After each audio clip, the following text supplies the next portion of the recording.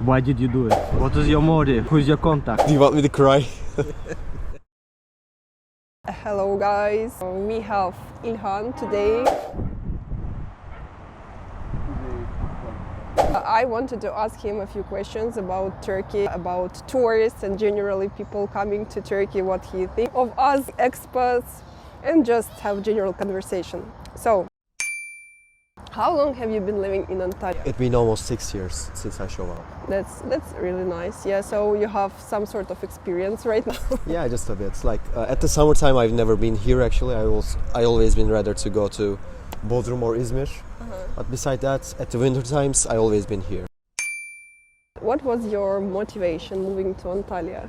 So my big brother was studying here at Akdeniz University, so that was he was my biggest reason to show up here. Me and my family just show up here.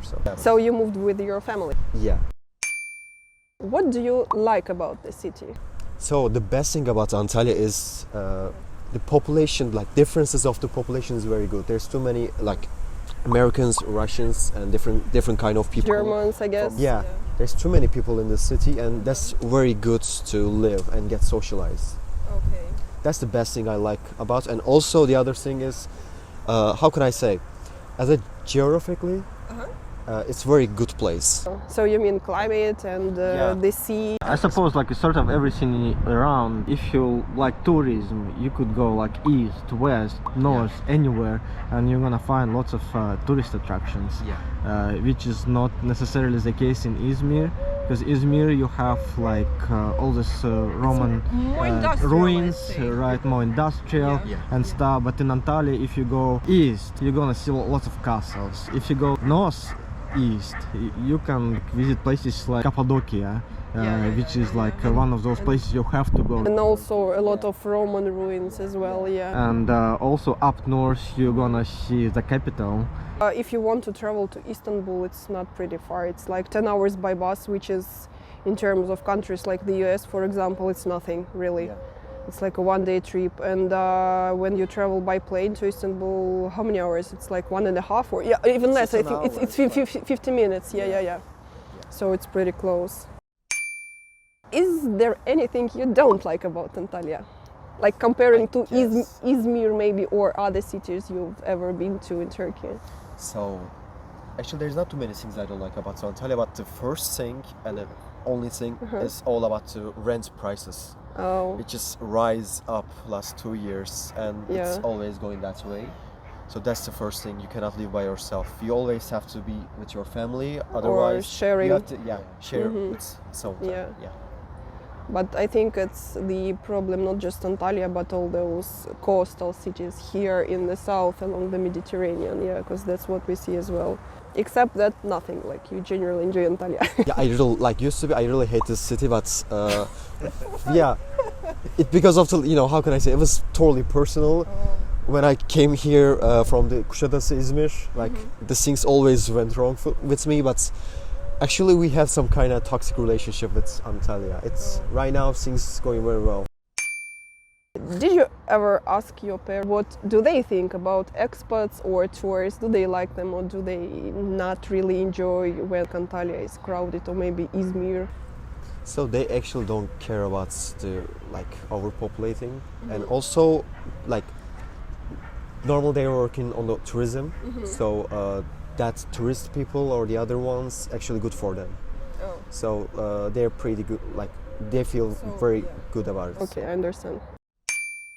What are your expectations about the tourism industry in Turkey and in Antalya, and maybe you have some information from your parents? Before the corona, it was the most succeeding year to Antalya, and 15.6 million tourists came to visit Antalya, and 7 million of domestic tourists. And starting from this year, 2023, 450,000 people already visited Antalya, and it's just foreigners. So this year is also pretty successful, and we have to wait till 2023 ends to see the numbers, because maybe it can overbeat 2019. I can say Bodrum is always going to be the best. like they always been at the top class.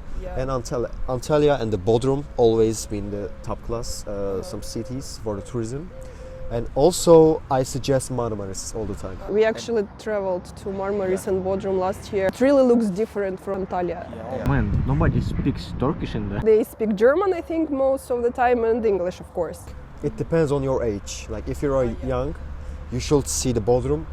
But if you're like over 50, I guess, like if you want to have a nice trip with your family, you should go to Marmaris. Bodrum is also fine, but Marmaris is much better if you want to just get some rest. And Antalya is for families, I'd say. That's my impression, because what I see is a lot of people with small kids like to visit Antalya, really. And there are a lot of good beaches, a lot of facilities, and a lot of entertainment for kids specifically, and for families with kids, Antalya is so big and like it's for everyone, that's what I can say. I was surprised that there are also so many cool places around Antalya. For example, there is a cave, there is a canyon, and it's really amazing, and zero people there. Literally, we were walking there the whole day. We saw maybe a couple. Yeah, and those places actually easily accessible by public transport. But nobody knew about it. It's really nice. And for example, people underestimate Perge, those like Roman ruins, and there is Aspendos, which is pretty close, and as far as I know they have a theater. You basically watch a play sitting on a Roman ruins. that's really cool. Also like you could travel to Kemir. Kemir is nice. Are there any dangerous places where you as a tourist shouldn't really go? Which are sort of more safe or less safe, where you shouldn't go at night, for example?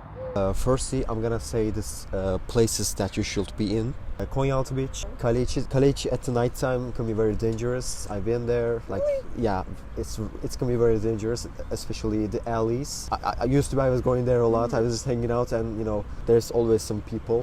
I suggest you to hang out around Lara, Muratpaşa city centers, and I suggest you to don't go outside of it.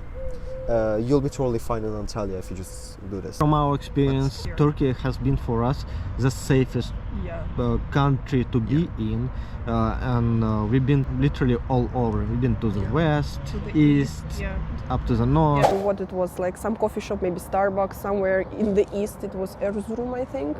So what we saw is people just leave all their stuff on the table, wallets, laptops, phones, and they just go outside to smoke, and no one even thinks of just even touching their things, like really.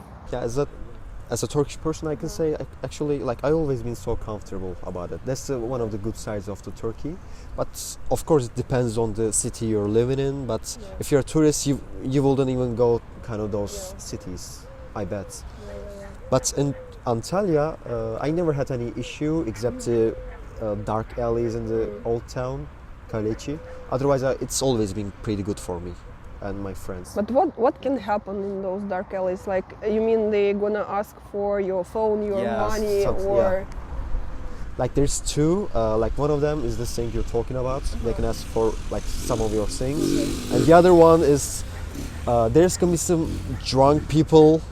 The one with like, there can be very problematic. To me, it's like very untypical of Turkey. I mean, considering the religion and everything, people just don't drink that much. They do, believe me. Believe me, they don't. I also want to say this thing, like, the Turkish people are very careful about drinking where you're drinking, Like, usually they rather to drink with their friends. They don't really lose their control. Like, at the home, it's gonna be different, but at the outside, that's secret Turkey. That's really interesting to know. There are some examples of scam that is specifically tourist related. Yes, I found a few videos on YouTube, like when they cheat with prices at restaurants. What they do is they bring you a menu, you order, and then they just come to pick it up back. And then when you are paying, they bring you a receipt, like a check, and the prices are completely different. So if you start negotiating, then they bring you another version of the menu where the prices are bigger, and they say that's totally okay. But that's not what you saw. So Do you have any examples that can be specific to local people? Any examples from your own life? Cabs, taxis. Oh. Like they're the worst thing. Like you can. So they do it with locals as well. Yeah, depends on the way you're, dressing, your clothes. But I thought they all have meters. They really experience it about the people.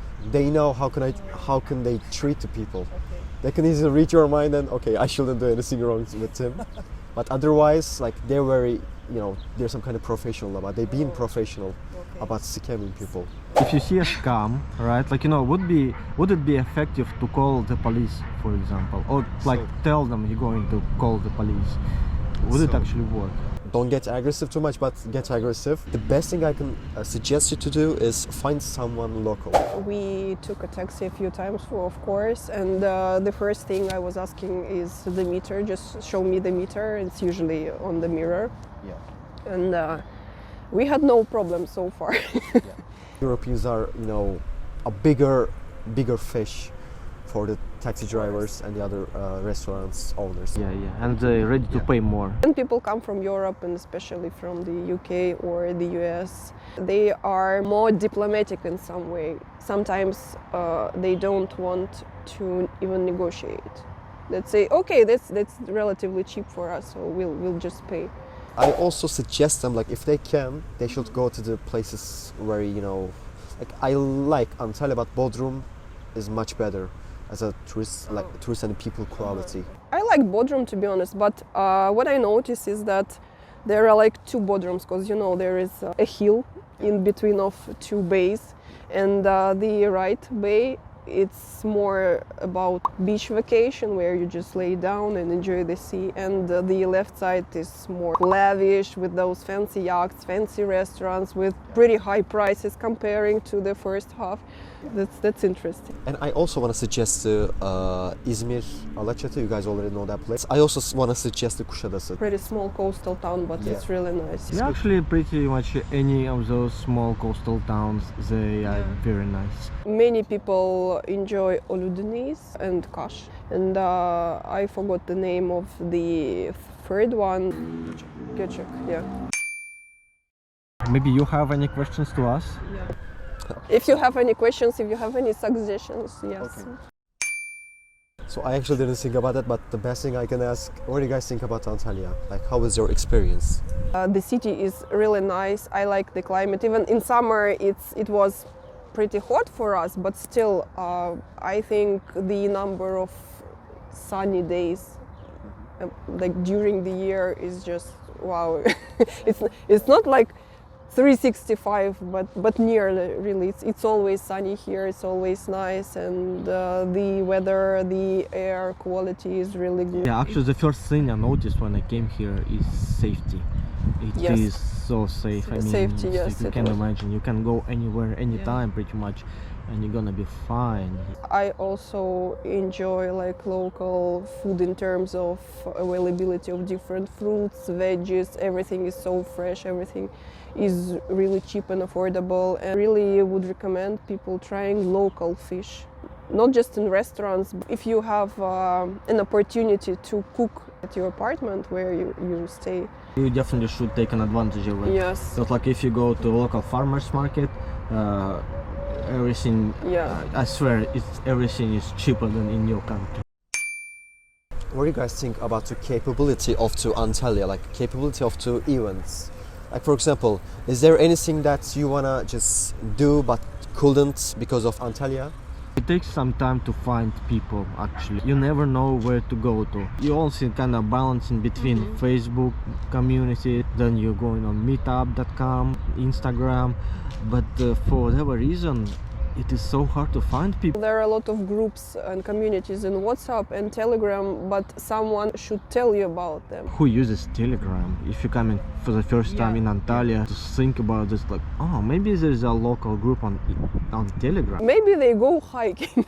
There are a lot of activities, but there should be a way to learn about them. Like I can say, as a Turkish, even I am just struggling with finding some people just to get it. Like a community. So I was going to mountains with my bike. I was just driving there with my only one friend, and I couldn't find anyone else.